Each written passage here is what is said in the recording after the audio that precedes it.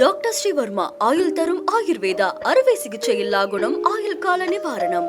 Branch express courier private limited domestic international cargo உங்கள் இல்லம் தேடி வந்து கொரியர் புக்கிங் டெலிவரி செய்து தரப்படும். நெடுந்தீவு அருகே கடலில் மீன்பிடித்துக் கொண்டிருந்த தமிழக மீனவர்கள் 10 பேரை இலங்கை கடற்படையினர் கைது செய்துள்ளனர். அவர்கள் சென்ற 2 படகுகளையும் அவர்கள் பறிமுதல் செய்துள்ளனர்.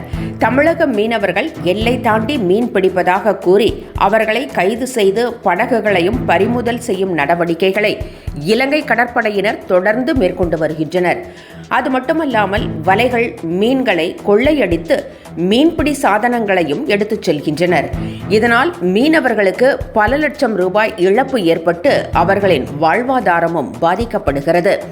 இந்நிகழ்வுகளை தடுக்கவும், இலங்கை சிறையில் உள்ள மீனவர்களை மீட்கவும், அவர்களின் வசம் உள்ள படகுகளை மீட்கவும் வலியுறுத்தி முதலமைச்சர் மு.க. ஸ்டாலின் வெளியுறவுத்துறை அமைச்சர் ஜெய்சங்கருக்கு பல முறை கடிதம் எழுதியுள்ளார். எனினும் கைது நடவடிக்கைகள் தொடர்ந்து நடைபெறுகின்றன.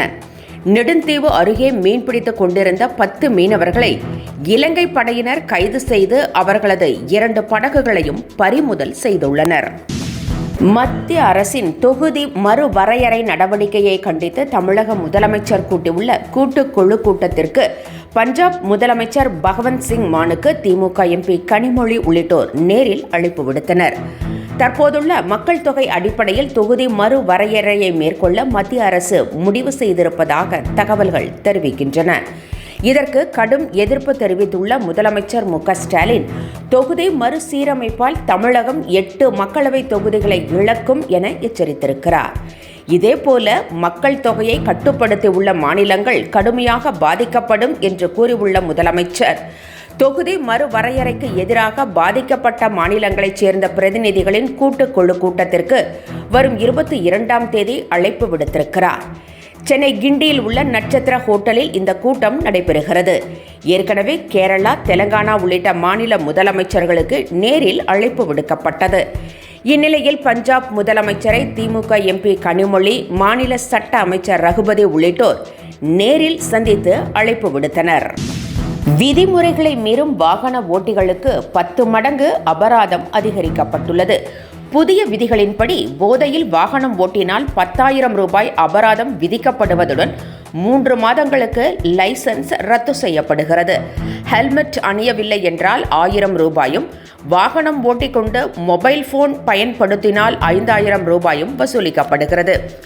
லைசன்ஸ் இல்லாமல் வாகனம் ஓட்டினால் 5,000 ரூபாய், ட்ரிபிள்ஸ் போனால் 1000 ரூபாயும் அபராதம் விதிக்கப்பட்டு வருகிறது.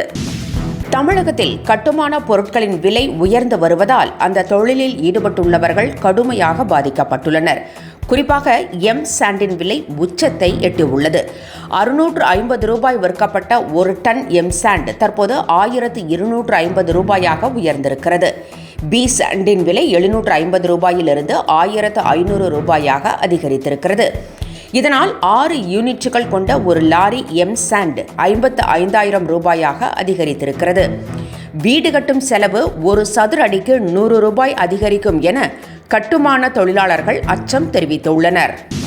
டாஸ்மாக் கடைகளில் 1000 கோடி ரூபாய் ஊழல் நடைபெற்றதாக அமலாக்கத்துறை புகார் தெரிவித்துள்ள நிலையில் மேற்கொண்டு நடவடிக்கை எடுக்க தடை விதிக்க கோரி டாஸ்மாக் நிறுவனம் சார்பில் உயர்நீதிமன்றத்தில் மனு தாக்கல் செய்யப்பட்டுள்ளது.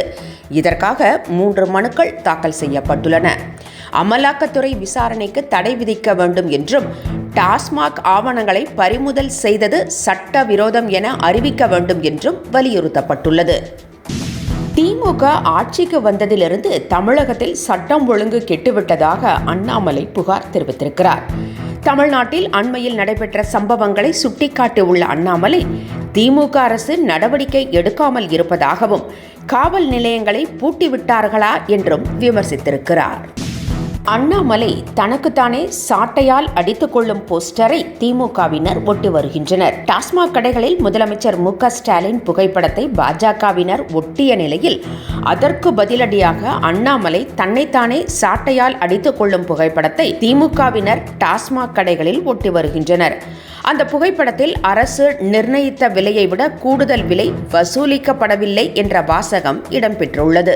சாதிவாரி கணக்கெடுப்பு நடத்த வேண்டும் என தமிழக அரசிடமிருந்து கோரிக்கை வரவில்லை என மத்திய அரசு தெரிவித்திருக்கிறது. மாநிலங்களவையில் பாமக எம்பி அன்புமணி எழுப்பிய கேள்விக்கு மத்திய அரசு இவ்வாறு தெரிவித்திருக்கிறது. சாதிவாரி கணக்கெடுப்பு நடத்த வேண்டும் என தமிழக அரசை அன்புமணி வலியுறுத்தி வருகிறார். அதை மத்திய அரசுதான் நடத்த வேண்டும் என கூறியுள்ள தமிழக அரசு இந்த கோரிக்கையை அன்புமணி மத்திய அரசிடம் வலியுறுத்த வேண்டும் எனவும் பதிலளித்திருந்தது. இந்நிலையில் சாதிவாரி கணக்கெடுப்பு தொடர்பாக தமிழக அரசிடமிருந்து கோரிக்கை எதுவும் வரவில்லை என மத்திய அரசு தெரிவித்துவிட்டது. சென்னை மற்றும் அதன் புறநகர் பகுதிகளில் மாநகர பேருந்துகளில் மாதந்தோறும் பயணிக்கும் 2000 ரூபாய் பாஸ் திட்டம் தொடங்கப்பட்டுள்ளது. இந்த திட்டத்தை அமைச்சர் சிவசங்கர் தொடங்கி வைத்திருக்கிறார்.